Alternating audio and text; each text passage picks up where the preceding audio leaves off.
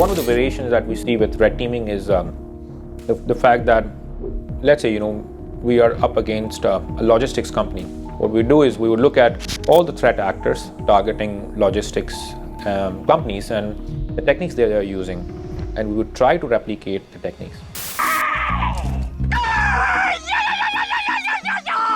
Alrighty then. You would normally have our blue team on the company side, and what we would do is, as a result of a red team, what you would get is the gap analysis. Right? You would get the gap between the attacker's techniques versus what the defender has detected and what the defender has not detected.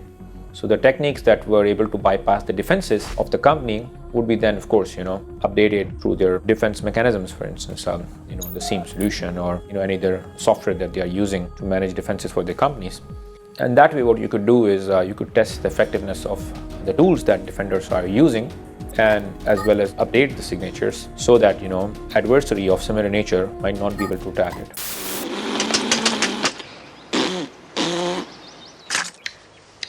The most important skill for any hacker that is part of a red team is the ability to think outside the box. Is the ability to encounter situations and adopt and act accordingly. You should have a deep understanding of systems, networks, network designs, and network architecture. You should have a deep understanding of penetration testing and its relevant techniques. You should have experience of software development, and you should also have knowledge of defense and security mechanisms, so you would know how you would bypass it. And you would also have to keep yourself updated regularly on the techniques that the attackers are using to gain access to an organization. I think red teaming exercise should be done at least once a year.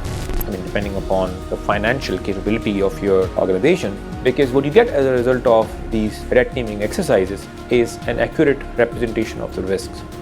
And also, you would get the efficacy and effectiveness of the security controls that you have deployed. And any gaps that you have left while deploying it. So that way you are able to improve your defenses so that you are able to respond better in terms of a real world cyber attack.